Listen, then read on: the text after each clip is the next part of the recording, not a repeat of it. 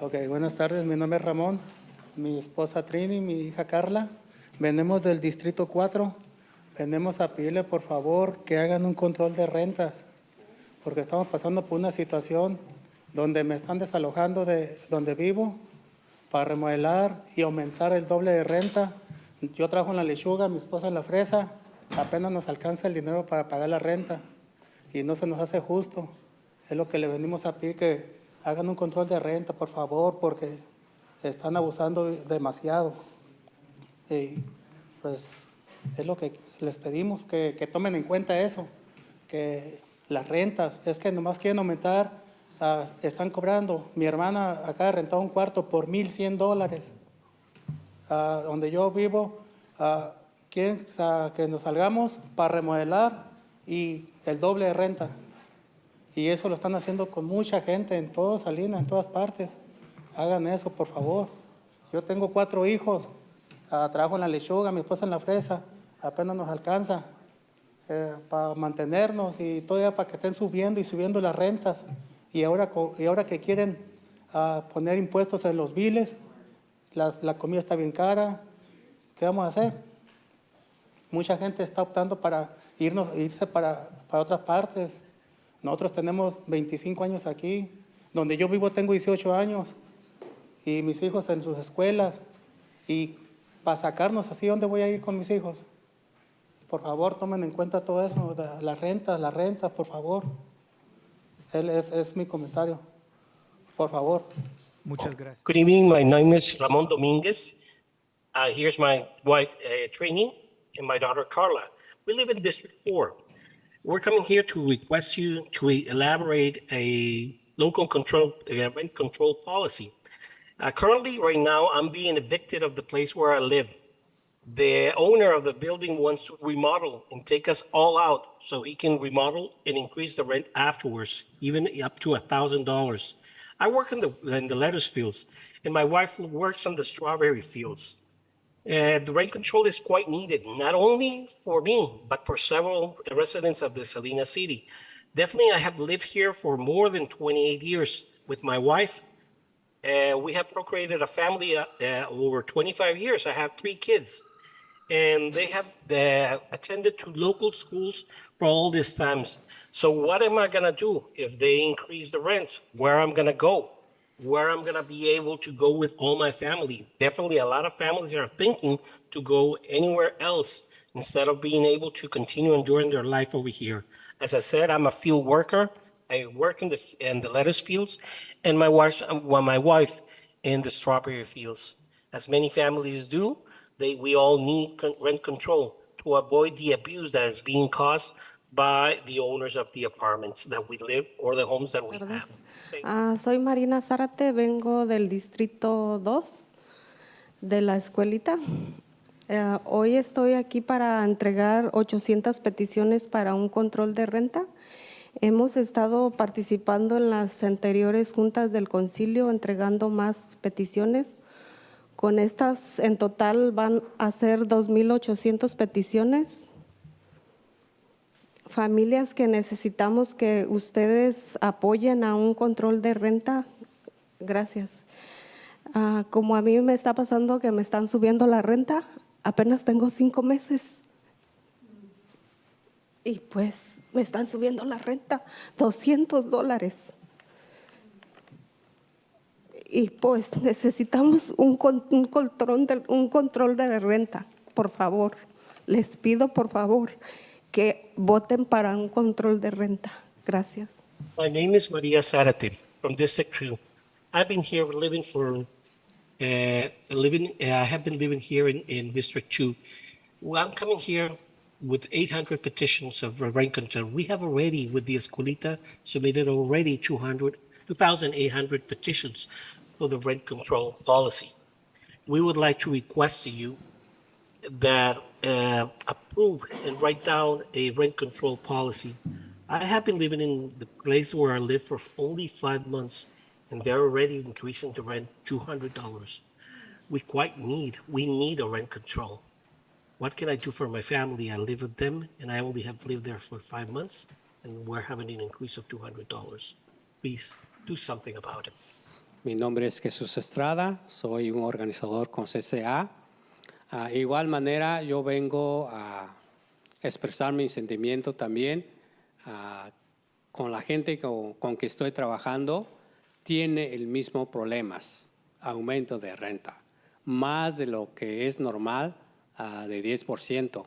Eso hemos encontrado mucho. Entonces creo que es muy importante de no olvidar la discusión que se hubo o la iniciativa que hubo en 2023, octubre 24, 2023. Por favor, si pueden pues discutirlo y avanzar qué se puede hacer aquí en Ciudad de Salinas sobre aumento de renta, que es cada día más, le aumentan a la familia. Pero los propietarios, a ellos no le importa en condición que viven cada familia. Ellos quieren cobrar y quieren aumentar. Entonces, creo que eso es importante ya ver hasta dónde estamos con eso y cuáles son los pasos que tenemos que seguir junto con ustedes como la comunidad que somos nosotros. Gracias. My name is Jesús Estrada. I work with CCA. Same way, I come to express my feelings about the same that people have come before me. The way that more than 10% of increases are quite well spread throughout the city. Sometimes not even more on the rent that they pay for. I come here to ask you once again, and the initiative that started in October of 2023 about rent controls, to please have a discussion, a deep discussion about it, about the absolute need that all the residents have regarding a rent control. The increase to the families are done by the owners, but don't care about their well-being. Definitely, it's needed that something to be done for all the families that are suffering this situation. Please, we ask you to have a sincere conversation between you in order to be able to address this matter. Thank you. Mi nombre es María Chávez. Vivo en el Distrito 4 en un proyecto de apartamentos ayudado por HATS y CAJI. Pido nos ayuden a una estabilización de renta, ya que varias familias estamos sufriendo.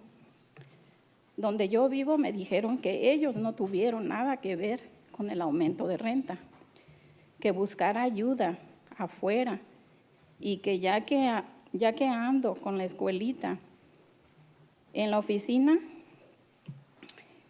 digo el de la oficina o administrador y vicepresidenta de la mesa directiva, dijeron que no tengo que decir lo que nos está pasando allí. Yo nomás les dije que somos familias afectadas y tengo que hablar de lo que estamos pasando. También me dijeron que no debo tocar puertas y juntar firmas. Le dije que tengo derechos, ya que otras familias que viven ahí también son afectadas y están sufriendo. Estoy hablando y me preocupa, ya que me dijeron que no hablara, que me podía meter en problemas. So my name is Maria Chavez. I live in District 4, and I'm in a complex made by Hacks call. I come to you today to ask you to have a clear discussion about the rent control. Many families are suffering. Where I live, they increased the rent, and they told me that the administration told me that they were not at fault due to the increase. And I should go and knock the doors on others' door and come and find another place and answer or help for that. Since I work with the Escuelita and come to this meeting as well, I started to go and knocking on the doors of my neighbors. The president board members and members of the board told me that I shouldn't be knocking the doors where I live, that I should go anywhere else to collect the signatures that we're doing. And they advised me not to doors and doors, to seek for this help in another way or in another matter or in another place, since they were able not to do nothing for me. I come to clearly request to all of you to have a sincere discussions about the rent control. Thank you. Okay, my name is Sherry Banks. I live here in Salinas. God, I have so much I want to talk about, and I don't even know where to start. But my main subject is the homeless people. Okay, what you guys do to the homeless, scoop up their stuff. You know, I try to be an advocate for a lot of people because I used to be homeless. And it's not a fun thing. But when the city comes in and scoops everybody's stuff up, that's very sad because it's hard for them to start all over again. There are so many empty properties I've seen in Salinas, and what they need to do is take the money and make a safe place for people to live. If they can't afford to get their own place, but have a safe place for them to park. You know, a safe place to be instead of scooping up their stuff all the time. I'm so devastated by this. You know, I used to live at the Night Inn. You know, and now these people are worried that they're going to be back on the streets again.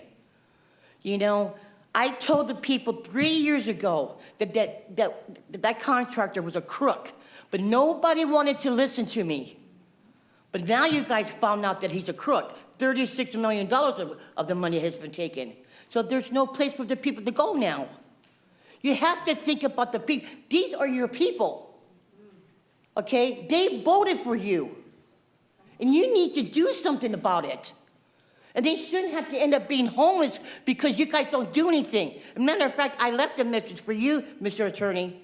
I don't know you further. I can't see the name. But I left a message for you because I needed to talk to you about that.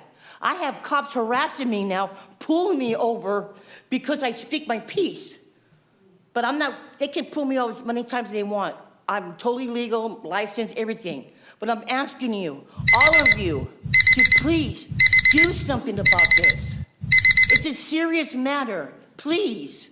Thank you. Frank Saunders, I'm downtown property owner, also a member of the SIA group in the downtown.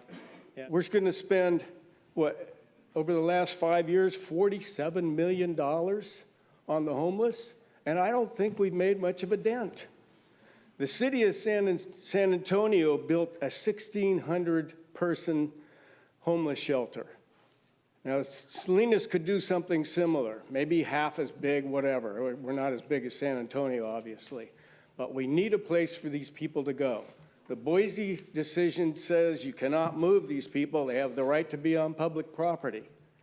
And if there's no place for them to go. The only way we're going to stop this continuous cleanups and people moving is to build a place where they can go. Council members, my name is Tom Yamashita. I'm the president of the Buddhist Temple of Salinas, located on 14 California Street. Our temple is located in the heart of Salinas, Chinatown, and unfortunately, we're at the epicenter of our Salinas homeless problems. And as the previous gentleman said, they do need a place to go.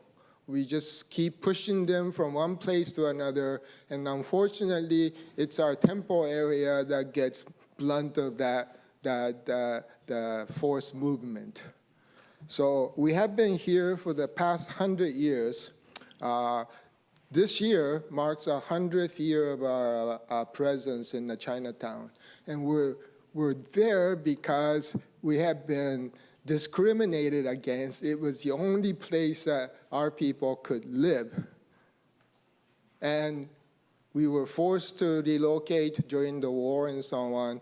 So those are the past history, but we have continued to try to make this our home, but we're literally being forced out of our location after 100 years. Council, my name is Marie Yamashita.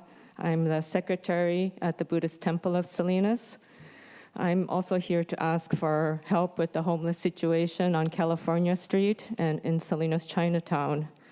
We have many people living in their cars and many people who are simply sleeping on the street. It's a real crisis. We fill our temple dumpster every week with the garbage that we pick up on California Street. And we also are dealing with human waste and pet waste. And we've also had people coming into the property when we aren't there doing random things like turning on our garden hose and walking away. Our temple was founded in 1924. We are 100 years old this year, but people are afraid to come to visit the temple. And I've been advised not to go to the temple alone.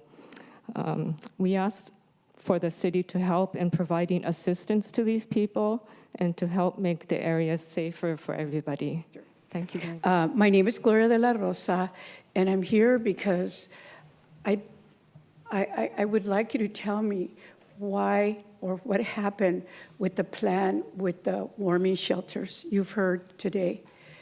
The weather, okay, we've had some bad weather, and we don't know right now, it's so erratic that we don't know what's coming ahead of us. You need a place to send our unsheltered population, just like Santa Cruz County did. 3 shelters. These warming shelters are different from shelters. They stay there 24 hours, they get something to eat, and they're there, they're protected. And you wouldn't have them all over the downtown area. And they have bathrooms, and you have to have running water so they could wash their hands. You can have a public health issue, just like Santa Cruz is having right now with the Shigella outbreak, which is a bacterial infection that spreads, okay? People can die from that. So I am just a little baffled at why there wasn't a plan for warming shelters. Hi, my name is Elizabeth Rugg, and I just wanted to give public comment to share about I'm just hearing that there is such a strain on both the business community and the residences of Salinas in addressing homelessness, specifically unsheltered homelessness. And just wanted to express that there are solutions out there that I work with a company called Pallet Shelter. We're a benefit corporation, and we're a workforce development company. And so we provide jobs, and those who have been previously homeless inform and guide us in how we address homelessness. And we have supported 40 different cities across the state of California, including many of your neighbors, many of the counties in your neighborhood. And we support and help increase shelter very quickly. We can stand up shelter in a number of weeks, and they're all managed by third-party service providers who have skills and are trained in trauma-informed care and help with addressing mental health needs and addressing substance misuse needs and helping people get back on their feet and recover to be able to transition onto permanent housing. And it is a crisis that you guys are experiencing, and there is help for you all. And having immediate shelter that's managed by teams that are specialized in caring for those in crisis is the solution and is a part of helping to relieve the strain that you're experiencing in your community. Thank you. Hi, good afternoon. Wes White, Salinas, Monterey County Homeless Union. Also wanting to talk about the sweeps and basically how the city pushed everyone to the train tracks to be able to blame Union Pacific for doing this tragedy. You know, if we were really worried about health and safety, we would have running water, we would have electricity available. The drop-in center almost closed, and now it's being run by volunteers from Closer Walk. So we're saving money, yet we're not actually trying to help people still. Mitigate the trash. The trash is real easy. You know, you can put a little sticker, a seal, the county seal, just like how we did in Shelter in Place, and that's probably the way we should go moving forward.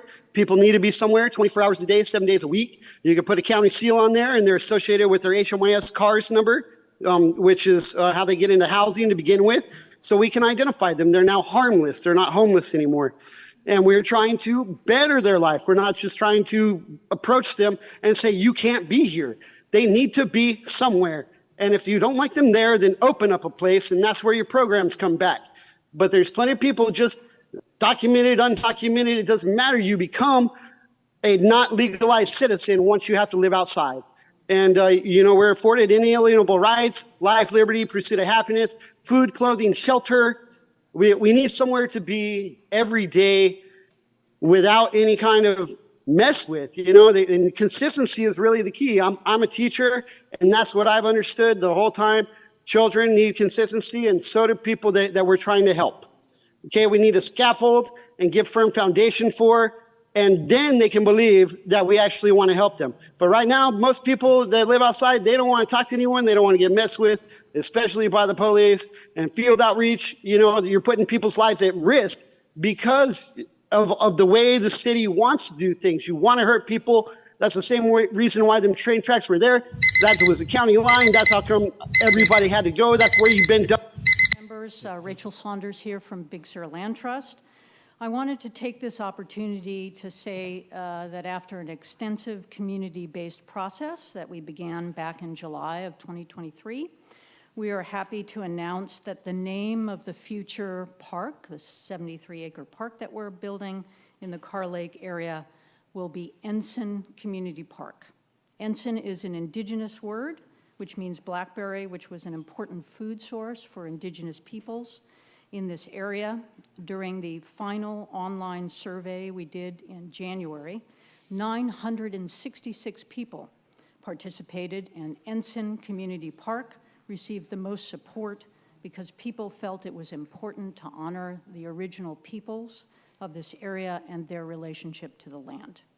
During that process, we also learned about the history of Nikkei, Japanese Americans and their descendants. We feel it's also very important to honor Nikkei, who farmed in the Salinas Valley and specifically at Carr Lake. We look forward to working with members of the Japanese American community to determine the best way to acknowledge their history at the park. We are so grateful to everyone who participated over these many months and to the individuals representing different areas of the city who served on the naming committee. Thanks to the council and the mayor for appointing wonderful people to sit on the naming committee, which reviewed hundreds of names that came in and identified the top 3 names: Ensign, Nikkei, and Carr Lake. Thanks also to Mayor Pro Tem Osornio and Kristen Lundquist for their support of the committee. Thank you. Mi nombre es Sergio, bienvenidos a todos y buenas tardes. Vine a este punto referente a lo que la ciudad está haciendo sobre la pintura en las calles, que están pintando para no parquearse. De cierta forma a mí me ve afectado en mi casa con un parqueadero. Hay vecinos que pintaron 2. Mi inconformidad o mi punto de vista es de que a veces la ciudad a lo mejor no pensó o no piensa, ¿verdad?, de que en lugar de ayudar, sí, en ciertas formas sí se necesita para ciertas calles, pero no a todas las están pintando. Y el problema es de que yo veo es de que de por sí no hay en Salinas parqueaderos. A veces vamos a tener conflictos con los vecinos porque ya sea que yo pueda parquearme en un vecino que se enoje o viceversa. Ese es mi punto de vista, que ojalá que la ciudad tomara en cuenta a los propietarios que vivimos allí, de que pues los parqueaderos los necesitamos, y estoy en lo correcto de que sí en que ciertas áreas que sí se necesita estaría bien, pero no en todas las calles, y hay calles que ha habido accidentes y no han puesto señalamientos ahí de la pintura roja que están pintando. Hello, my name is Sergio. First of all, have a good night to all of you. Hi, I come to the city in regarding to talk about the painting that is being done to signal areas where you can park. Parking spaces that are being painted that you can park. Definitely, I do agree that it's needed in certain areas. But there are places that it has been done where there's a lack of parking space. Definitely, there are some neighbors even that have taken to their own hands of painting areas, so no one will park in front of them. Definitely, there's a lack of areas where to park your car in public spaces. Definitely, there are areas where it's needed, but if there's a lack of parking spaces, that will bring the moment that either way I will have to park in a place where my neighbor used to park, or vice versa, and we can get into conflicts. The need of this is quite certain. Definitely has to be done, but even there are places where this signaling hasn't been happening, or public signaling hasn't been placed, and definitely it should be studied, it should be addressed, and definitely something should do about all this. I just want to come here and give you my point of view on all that. Thank you. Now, I was going to be here for a different reason, but I got approached by the neighborhood that gentleman just spoke, and that's on Rainier. And I went and I took a look at it myself, and I approached Councilman Osorio last week, and also talked to Andrew Sandoval about it. Now, I do understand that it's a state mandate. We looked into it, and it is, but it's giving you a leeway from 10 to 20 feet. Now, I don't think that the city did the research because they just went and they just said, okay, we're gonna paint from here to here and do it.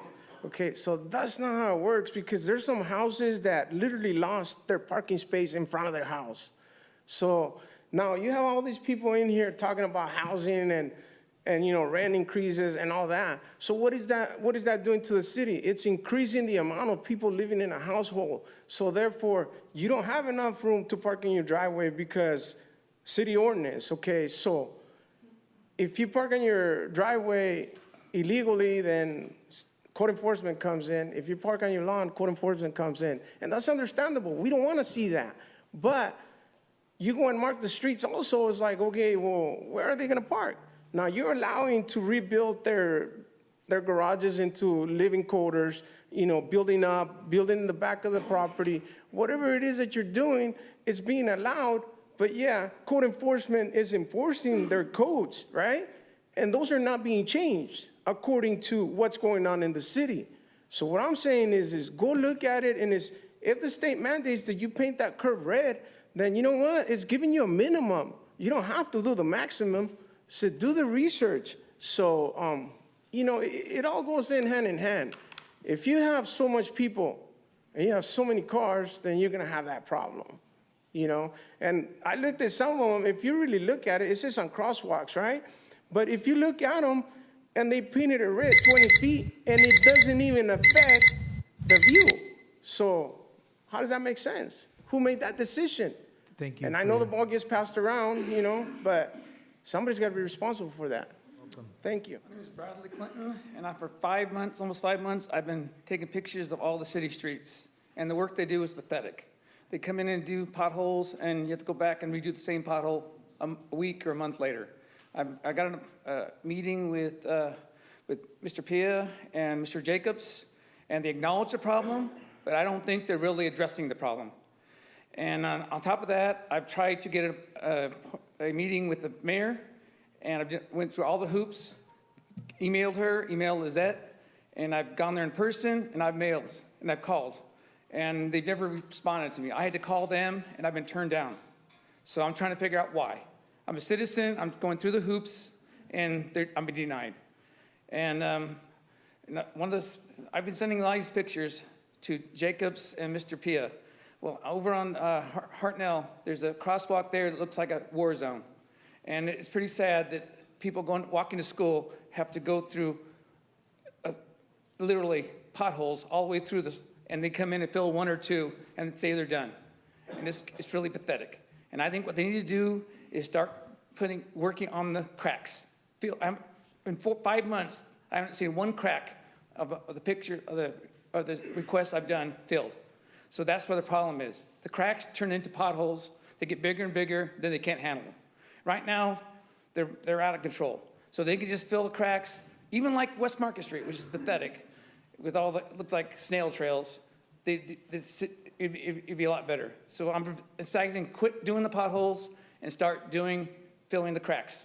And then start, if you're gonna start doing those little patches, cut them out and repack them so they don't come back again. Thank you. Marianne Gordon, you heard me the other day about the streets not being fixed right. Well, Thursday, I was going behind the truck on Ryder, filling up the holes. Great. They filled up this one, but this one right next door, they didn't do it. They had a whole bunch of them like that. They fixed 2 of them. The third one, they weren't fixing. So I stopped my car, and I rolled down the window, and I said, hey, you just didn't finish your job. There's all these other ones that you haven't finished. He looked at me as if, well, I probably most likely didn't understand a word I was saying. And the other man that was throwing the little gravel on there that came out as soon as he did it, went on. So when I came home, I went down to the corner of Ryder and Del Monte. There was about 8 of them that had been there. They fixed only part of them. The other ones, they did not. And they did fix the one on the corner of Del Monte and Sanborn, right at the crosswalk. but you have a great big one on Sanborn and Market Street.